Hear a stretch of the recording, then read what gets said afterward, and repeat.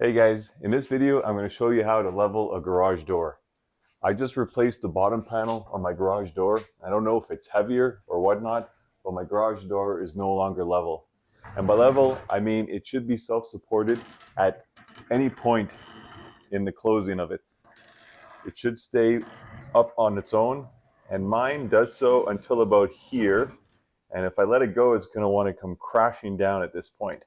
I'll demonstrate. Especially the last foot and a half, it really wants to just slam down on the ground. And that means it's a heavy garage door on the opener. And a heavy garage door on the opener is a recipe for your garage door opener to fail. A lot of extra load on the cables as well on either side. So in this video, I'm going to show you the quick and easy steps on how to level your garage door. If your garage door wants to come crashing down like mine did, it means that there's not enough torsion applied to the spring itself.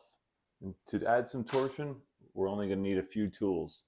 You're going to need 3 sets of vice grips, a 7/16 inch wrench, and 2 winding bars. Vice grips and wrenches are easy to come by. These winding bars, though, can't get them at your local hardware store. You can get them online. Garage door companies are going to charge you upwards near $60 to get a pair of these. I've seen them on Amazon for about 20, or like I did, you can make your own for about 15 Canadian, $10 US by going to Home Depot and buying one length, 36-inch length of steel bar. You want to get it a 1/2 inch diameter, and with any handsaw, hacksaw, you cut it in half and you're left with 2 16-inch pieces, exactly what you'd find from a garage door company.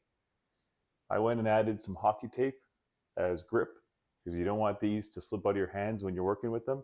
As well, I used some electrical tape as a marker.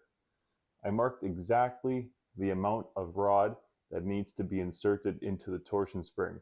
You want to get these all the way in, because if you only insert them halfway, you risk them slipping out. There's a lot of load on these torsion springs, so you don't want that to happen. There's 4 of these insertion points around the diameter of the torsion spring, and we're going to be using 2 winding bars to work in tandem to slowly rotate and add torsion to the spring once we've loosened these lock nuts here. The first thing we'll do to get started is place our vice grips in place. You're going to want to grab any of the rollers, and above the roller, lock the vice grip to the track. That's going to prevent the garage door from lifting up while you're working. Go around to the other side and choose the same roller on this side, and right above, set your vice grip in place. And with the third and final vice grip, we're going to attach it to the shaft and butt it up against the header. If your ceiling is low enough, you can butt it up against the ceiling. And what this is going to do, it's going to prevent the shaft from rotating while we're working on the torsion spring, preventing the drums from unwinding and your cable loosening. Now it's time to add some tension to our torsion spring. When we get these bars inserted, the safe place to stand is either on this side or that side of the bars, never directly in front of them. Just in case this spring was to break, you don't want to be in the line of fire. Now, this spring itself, I know I installed it just a couple of years ago, so it's in good condition, but still want to be safe. Better safe than sorry. So you either want to stand on the left or the right of these bars when you're working with them. And we're just going to push up on the bar just to take a little bit of load off the spring, and we're going to loosen the 2 set screws with a 7/16 inch wrench.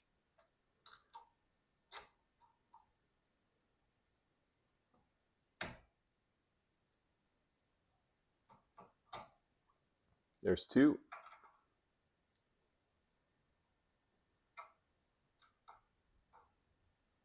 Just about a 1/2 turn on each should loosen them. And now it's free to add more tension. Once the bar is inserted, at any point if you need to take a break, you can back it off and rest it against the garage door. But what we're going to do to add the torsion is to add 3 quarter turns. So 1 until you see the next insertion point. Your second bar goes in, add load to that, and you're free to pull out this bar. And in a leapfrog in motion, you do that 3 times.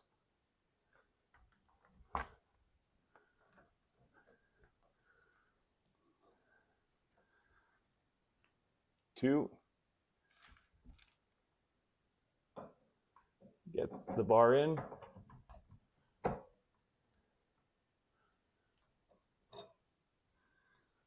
I'm always rotating my hands, making sure I'm not in behind the bars. 3.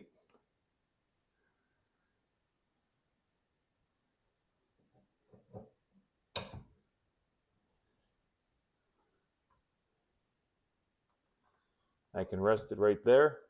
I want to take a break. 3 should be good. We're going to tighten up the set screws and see what the balancing of the garage door looks like. Now, one extra step you can take at this point, with the bar in place and the set screws still loose, you can take a hammer and hammer this bar a little bit out, just to make sure that with those 3 extra rotations, the spring isn't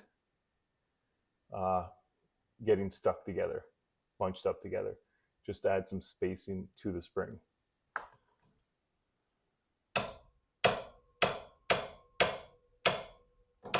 Knocking it out about a 1/4 inch further down should give a little bit of breathing room to your coil springs. And to tighten the set screws, you want to tighten them until you feel them grab and tighten up, and then a 1/4 turn past that. That's all it takes. You don't want to over tighten and break the set screws. So here I feel it nice and snug. I'm going to go a 1/4 turn past that. Now I can lift it up, get my bar out,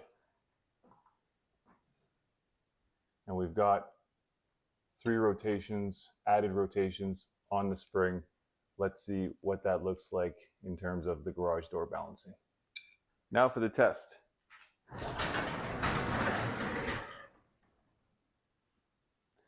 That's great. I think it was falling about here last time. Now we're pretty good, nice and balanced. Guys, hope you enjoyed this video. Hope it gave you the confidence to try it yourself and work with the winding bars and the torsion spring. If it did, please like and subscribe. It'd be awesome to see those numbers going up. And I'll have a link to another video I made on how to replace the bottom garage door panel. As you can see, mine is slightly brighter white than the rest of the panels. My panel number 1, that's because it got dented and I swapped it out. If you need to do something similar, check that video out. It gives you 1, 2, 3 easy steps on how to go about changing that garage door panel. All right, see you in the next video.